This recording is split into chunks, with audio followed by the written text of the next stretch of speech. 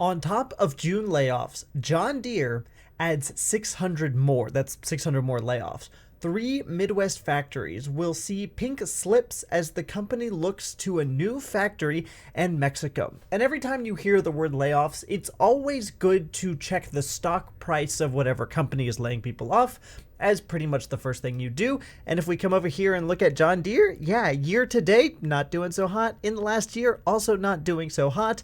If we jump back 5 years, we do see that they have a bit more, but a lot of that is coming out of the pandemic and during pandemic times when their stocks absolutely skyrocketed. But we look basically since early 2021, and we can see there's essentially no change since 2021. That's basically 3 years, almost 4 years of essentially no change in a stock price. And probably the board of investors or just the board or the shareholders and all the stakeholders in the company are pretty annoyed with the fact that in the last 3 years, they've seen a 1.5-ish% gain and return on their investment. They want those bonuses. They saw tons of growth coming out of the pandemic, as you can see here, coming out. There's the pandemic right about here. There's a small and then a huge amount of growth in the 2 years, like over 111, probably even higher than that, close to 150% growth. But then the profits dropped and the outlook dropped as people started to move out, and I think John Deere started to panic.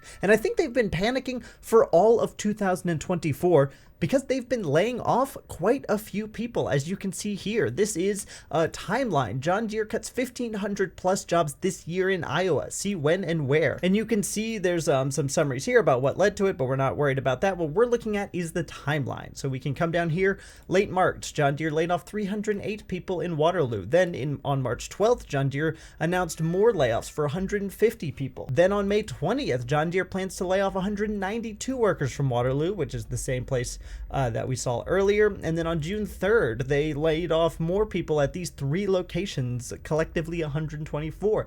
Then in June, they issued another round of layoffs and they cut 116 people. And then again later in June, they issued yet another round of layoffs and laid off 310 people. And then July 11th, which is the one that we're talking about today, John Deere cut an additional 345 workers. And you can see John Deere has issued 3 mass layoffs across the state of Iowa since the start of 2024 that will leave more than 1,500 people out of work. And the John Deere layoffs are bad. It is never good when people have to lose their jobs in pursuit of higher profits from corporations that are run by people that desperately want bonuses over they do the well-being of their employees. But the layoffs themselves are more of a symptom than they are the problem itself. The symptom of an illness of basically the farming sector and the entire farming industry resetting to where it was pre-pandemic, because coming out of the pandemic, there was a tremendous amount of money to be spent and made from people that had tons of government benefits that they had stocked up, and also people willing to spend lots of money on credit cards on things that they hadn't gotten to do during the 2 or 3 years that they were in lockdown. In addition to the farming sector resetting to where it was pre-pandemic, US manufacturing has also been falling off for quite some time now. And the layoffs that we're talking about here with John Deere all had to do with the manufacturing of John Deere equipment for farmers. As you can see from this Fox article, farmers are buying less equipment. In May, John Deere lowered its full profit forecast for the second time as farmers bought fewer tractors and other equipment amid declining crop prices. Deere, which makes agricultural equipment, cut its profits outlook to $7 billion from a previous range of $7.5 to $7.75 billion. Before that, the company had forecasted a 2024 profit between $7.5 and $8.25 billion. So farmers are making less because their crops are worth less, and as a result of that, they are buying less farm equipment for expanding their farms, starting new farms, or just to keep their equipment updated so they're able to harvest as much as they possibly can in the shortest amount of time. So if farmers are buying less because they're going to make less money on their crops, then of course John Deere is not going to be able to sell as much, and so they're going to lay people off. And the USDA actually talks about this specifically in a report they put out that says a net farm income will reach $116 billion, a decrease of nearly $40 billion, or 26%, compared to 2023 in nominal dollars, which means it's not adjusted for inflation. This follows a forecast decrease of $30 billion from 2022 and $155 billion in 2023. After adjusting for inflation, net farm income is forecasted to decrease $43 billion, 27%. With this expected decline, net farm income in 2024 would be 1.7% below its 20-year average from 2003 to 2022 of $118 billion and 41% below the record high in 2022 in inflation-adjusted dollars. And this is a quote: "After the three highest consecutive years on record from 21 to 23, the first farm income forecast of 2024 indicates net farm income this year will return to prior levels prior meeting levels before the pandemic." The USDA Secretary Tom Vilsack, who added that recent records were due in part to U.S. farmers producing strong harvests and increasing commodity stocks, while the U.S. economy recovered more quickly than the global economy from COVID-19. As a result, while we rebuilt the global supply, we are seeing a decreased demand for U.S. commodities, and commodity prices are coming down, he said. At the same time, while some production costs have come down, others, including labor, pesticides, and livestock purchases, have increased. This brings us to slightly below historic levels for farm income forecasted today. So the farming sector absolutely exploded in profits right after the pandemic because the U.S. recovered faster than other developed countries, which means those developed countries, while their supply chains weren't working particularly well, purchased all of their stuff and their agricultural needs from the United States, which was really good for the United States because they made a ton of money. But now the rest of the world has also come out of the pandemic. They've rebuilt their supply chains, so they no longer need as much agricultural help from the United States like they did in the past. And as these countries were coming in and buying up a bunch of US stuff, John Deere benefited tremendously because farmers needed more and more equipment in order to produce more and more crops, and John Deere was more than happy to provide the equipment necessary to do so, so they went on a big hiring spree. But now that profits are back to normal, John Deere is essentially course correcting by going back to the amount of employees it had before the pandemic by laying off approximately 1,500 people. Now, you'll probably note that while John Deere is technically laying off people, they're only laying off people in the United States, and they're hiring people in Mexico as they build a factory there. And my little tinfoil hat theory for this is that they're moving production over there in case there's a sudden surge of demand for farming equipment post-election. They'll be able to meet that demand easily, but they'll be paying far lower employee salaries by paying Mexican workers at Mexican wages as opposed to United States workers at United States wages. But again, this whole issue is just a symptom, with the larger problem being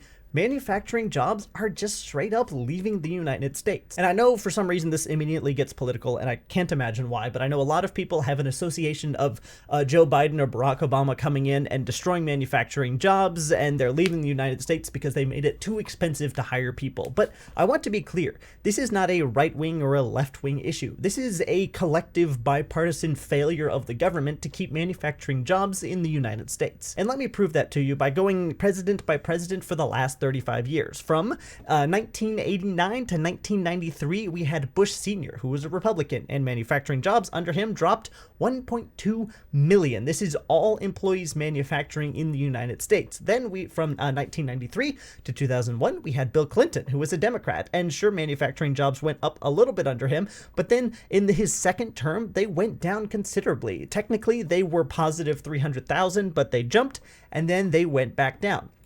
From 2001 to 2009, we had George Bush Jr., who had the biggest single loss of manufacturing jobs in recent memory. I don't know if it's in all of history, but at least in this last 35-year period we're looking at, with 4.6 million United States manufacturing jobs leaving the United States. Then from 2019 to 2017, from 2009 to 2017, Barack Obama was elected, and he inherited this continuing to fall manufacturing jobs. And while they did go back up, it is worth noting that he's still net negative. In the 8 years that he was president, he was not able to gain back all of the jobs that were lost during the first part of his presidency. So he was also net negative. Then we have Trump, 2017 to 2021. They continued on a pretty good incline that we had seen under the last years of Obama, and then it flattened out. And then the pandemic hit, which is no major fault of his own, but it got rid of just a phenomenal amount of manufacturing jobs, about 1.3 million. And while it started to recover, he did not win the election again, and as a result of that, he also is net negative. In fact, one of the few presidents that has actually had positive impact on manufacturing is Joe Biden. But as you can see here, it pretty much peaked in October of 2022 and essentially hasn't changed. It's gone from 12.93 to 12.95 million. There's been no change in manufacturing in like 18, 17 months or whatever that is. So while he's technically positive, it's hard to call it a success. He inherited an economy that was recovering very well after the pandemic, basically didn't do anything to directly jeopardize that, but then in the last almost 3 years of his presidency, has been able to do essentially nothing to keep those manufacturing jobs going up. And if we take this graph back in total to, 1989, where it began, you can see this has been a bipartisan failure of manufacturing jobs throughout this 35 years dropping. And it's not just this 35 years. We can take it back another 10 years, 45 years. It's still dropping. We'll take it back 20 more years. And it's actually been going up a little bit in the beginning of that time.